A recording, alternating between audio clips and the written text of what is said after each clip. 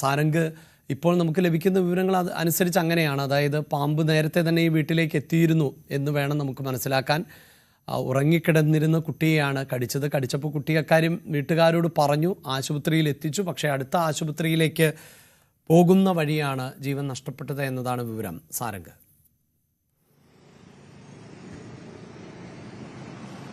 അഭിലാഷ്, തീർച്ചയായും. കാരണം ഇതിപ്പോൾ തുടർച്ചയായി പല സംഭവങ്ങൾ ഇപ്പോൾ ആവർത്തിക്കുന്നത് ഈ ഒരു കാലാവസ്ഥയുമായി ബന്ധപ്പെട്ട വിഷയം തന്നെയാണ്. കാരണം കനത്ത ചൂടായതുകൊണ്ട് തന്നെ ഇത്തരത്തിലുള്ള ഇഴജന്തുക്കൾ വീട്ടിനകത്തേക്ക് അടക്കം കയറി, അതായത് കൂടുതൽ ചൂട് കുറഞ്ഞ സ്ഥലങ്ങൾ കണ്ടെത്താനുള്ള ഒരു ശ്രമം നടത്തും. അങ്ങനെയാണ് ഈ വീട്ടിനകത്തേക്ക് കയറുന്നതെന്നാണ് മനസ്സിലാക്കുന്നത്. മാത്രമല്ല തൃശ്ശൂരിലടക്കമുള്ളത് വനത്തോട് ചേർന്ന് നിൽക്കുന്ന സ്ഥലങ്ങളായിരുന്നു. അതുകൊണ്ട് തന്നെ ഇതിനെ ഇഴജന്തുക്കൾ കൂടുതലായി ഉള്ള സ്ഥലമാണ്. അപ്പോൾ കൂടുതൽ ശ്രദ്ധയടക്കം വേണ്ട ഒരു സമയം കൂടിയാണ്. അങ്ങനെയാണ് ഈ ഒരു കുട്ടിയുടെ ഒരു മരണത്തിലേക്ക് അടക്കം കാര്യങ്ങൾ എത്തിയതെന്ന് മനസ്സിലാക്കാൻ കഴിയുന്നത്. ഉറങ്ങിക്കിടന്ന കുട്ടിയെയാണ് കടിച്ചതെന്നാണ്. അപ്പോൾ മാത്രമല്ല കുട്ടിയെ അധികം വൈകാതെ തന്നെ ആശുപത്രിയിലേക്ക് എത്തിക്കുകയും ചെയ്തു, ചിറയൻകീഴ് ആശുപത്രിയിലേക്ക് എത്തിക്കുകയും ചെയ്തു. പക്ഷേ നിർഭാഗ്യവശാൽ അവിടെ നിന്നും മെഡിക്കൽ കോളേജ് ആശുപത്രിയിലേക്ക് മാറ്റുന്നതിനിടയിലാണ് മരണം സംഭവിച്ചത്.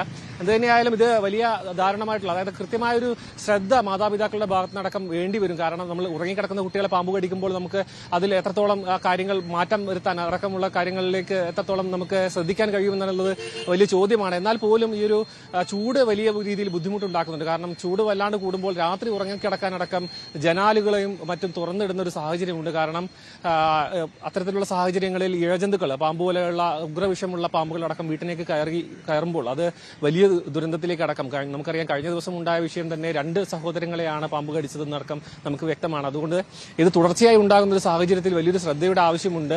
ഒരു ചൂടും ഒപ്പം തന്നെ മനുഷ്യരെ പോലെ തന്നെയുള്ള ജീവികൾ തന്നെയാണ്. അതുകൊണ്ട് അവരും ഒരു ചൂട് കുറഞ്ഞ ഭാഗങ്ങൾ തേടിയെത്തുമ്പോഴാണ് ഇങ്ങനെ അപകടത്തിലേക്ക് എത്തുന്നത്. മാത്രമല്ല ഉടൻ തന്നെ ആശുപത്രിയിൽ എത്തിച്ചിട്ട് പോലും അത് വലിയ വിഷം കൂടിയ പാമ്പ് തന്നെ ആയിരിക്കാനാണ് സാധ്യത. അല്ലാതെ ഇത്തരത്തിലുള്ള ഒരു പെട്ടെന്ന് തന്നെ ഒരു മരണം ഉണ്ടാകാനുള്ള സാധ്യത പോലും ഇല്ല. അതുകൊണ്ട് തന്നെ ഇത് വലിയ രീതിയിലുള്ള ഒരു അത്തരത്തിലുള്ള ഒരു ജാഗ്രത എല്ലാ വീടുകളിലും കേരളത്തിൽ ഉടനീളം ആവശ്യമായിട്ടുണ്ട്. കാരണം ഇപ്പോൾ കുട്ടികളാണെങ്കിൽ പോലും വലിയ ഒരു ചെറിയ രീതിയിലുള്ള വിഷം അകത്ത് ചെല്ലുകയാണെന്ന് തന്നെ അത് വലിയ രീതിയിലുള്ള ജീവന് ഭീഷണിയാകുന്ന രീതിയിൽ അത് മാറാനുള്ള ഒരു സാധ്യതയുണ്ട്. കാരണം ചെറിയ കുട്ടികളാണെങ്കിൽ വലിയ ആൾക്കാരെ കടിക്കുന്നത് പോലെയല്ല ചെറിയ കുട്ടികളുടെ കാര്യമെന്ന് പറയുമ്പോൾ ചെറിയ രീതിയിലാണെങ്കിൽ പോലും അത് ജീവന് ഭീഷണിയാകുന്ന തരത്തിലേക്ക് കാര്യങ്ങൾ മാറും.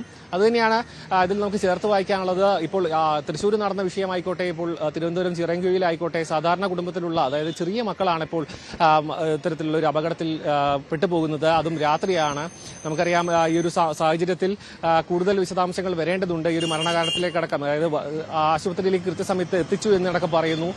പാമ്പ് കടിയേറ്റത് ഏത് ഇനത്തിൽപ്പെട്ടതാണ്, മറ്റ് കൂടുതൽ വിശദാംശങ്ങളടക്കം പുറത്തേക്ക് വരേണ്ടതുണ്ട്. അഭിലാഷ്. യെസ്, തീർച്ചയായും. ഇവിടെ സാരംഗ്, നമ്മൾ ആവർത്തിച്ച് പ്രേക്ഷകരോട് പറയുന്ന ഒന്ന് ഏറ്റവും ജാഗ്രതയോടെ ഇരിക്കുക എന്നത് തന്നെയാണ്. ഇതിലിപ്പോൾ ഈ 2 വിഷയങ്ങൾ എടുത്താൽ കഴിഞ്ഞ 4 ദിവസത്തിനിടെ 3 പേർ ആണ് ഈ പാമ്പുകടിയേറ്റ് മരിച്ചത്. അതിൽ ഒരാൾ പ്രായമായ സ്ത്രീയാണ്, അവർക്ക് കിണറിന് സമീപത്ത് നിന്നാണ്. മറ്റ് 2 പേരും ഉറങ്ങിക്കിടക്കുമ്പോഴാണ്, കൊച്ചുകുട്ടികളാണ് എന്നതാണ്.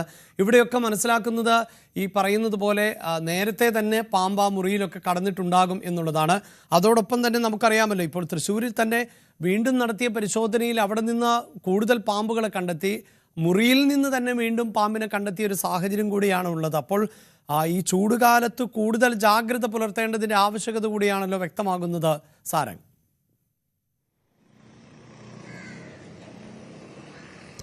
തീർച്ചയായും. കാരണം ഈ ഒരു സമയങ്ങളിൽ പകൽ സമയങ്ങളിലടക്കം നമ്മൾ വീട്ടിനകത്തേക്ക് ഈ ഒരു കൃത്യമായ വെന്റിലേഷനും കാര്യങ്ങളും ലഭിക്കാൻ വേണ്ടി അടക്കം രാത്രി സമയങ്ങളിൽ ഈ ചൂട് കൂടുതലായി നിൽക്കുന്നത് പകൽ സമയത്തെ ചൂടേറ്റ് കൊണ്ടുള്ള കോൺക്രീറ്റ് അടക്കം ചൂടായി നിൽക്കുന്നതുകൊണ്ടാണ്. ആ സമയത്ത് ഈ ചൂട് കുറക്കാൻ വേണ്ടി പകൽ സമയത്തടക്കം ജനവാതിലുകളും വാതിലുകളും എല്ലാം തുറന്നിടുന്ന സാഹചര്യം. അത് നമ്മുടെ എല്ലാവരുടെയും മലയാളികളെ പൊതുവായി തുറന്നിടുന്ന സാഹചര്യം. കാരണം വീട്ടിൽ ആൾക്കാരുണ്ടാകും, മറ്റ് ആൾക്കാരങ്ങനെ കള്ളന്മാരോ അടക്കം കയറാനുള്ളൊരു സാധ്യതയില്ലാത്ത വീടുകളാണെങ്കിൽ ഇങ്ങനെ വാതിലുകൾ തുറന്നിടുന്ന സാഹചര്യം. പക്ഷേ അപ്പോൾ ഒരു അപകട സാഹചര്യം ഇപ്പോൾ വ്യക്തമായിരിക്കുന്നത് ഈ 2 അപകടങ്ങളിൽ നിന്നും വളരെ വ്യക്തമാണ്. കാരണം ഇത്തരത്തിലുള്ള, അതായത് ആൾക്കാർ കയറിയില്ലെങ്കിൽ പോലും ഇങ്ങനെയുള്ള ഇഴജന്തുക്കൾ അത് ചൂട് കുറഞ്ഞ സ്ഥലങ്ങൾ തേടിക്കൊണ്ട് അകത്തേക്ക് എത്തും. അത് ചിലപ്പോൾ കട്ടിലടിയിലും തലയണക്കിടയിൽ അടക്കമായിരിക്കും ഒളിഞ്ഞു നിൽക്കുക. അപ്പോൾ അത് വളരെ അവിചാരിതമായി വന്ന് നമ്മൾ അവയെ ഉപദ്രവിക്കുകയാണെന്ന് കരുതി ഇപ്പോൾ കടിക്കുക അടക്കം ചെയ്യുന്നു. അത് മരണത്തിലേക്ക് അടക്കം കാര്യങ്ങൾ എത്തുന്നു. അതുകൊണ്ട് തന്നെ ഈ ചൂടുള്ള കാലഘട്ടത്തിൽ ഇപ്പോൾ പരിസര പ്രദേശങ്ങളടക്കം കൂടുതൽ വ്യക്തമായി നിരീക്ഷിക്കേണ്ടതുണ്ട്. കാരണം ഇപ്പോൾ തൃശ്ശൂരുള്ള വിഷയം തന്നെയാണെങ്കിൽ വനത്തോട് ചേർന്നിട്ടുള്ള ഒരു മേഖലയാണെന്നാണ് ആ വീട് നിലനിൽക്കുന്നത് തന്നെ വനത്തോട് ചേർന്നാണെന്ന് പറയുന്നു.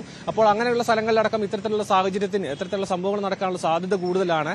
മാത്രമല്ല ഈ ഒരു വീടുമായി ചേർന്ന് നിൽക്കുന്നത് ഇപ്പോൾ വേനൽ അവധി കൂടിയാണ്. അതും കൂടി നമ്മൾ ചേർത്ത് വായിക്കണം. കാരണം കുട്ടികൾ 24 മണിക്കൂറും വീട്ടിൽ തന്നെ നിൽക്കുന്ന സമയമാണ്.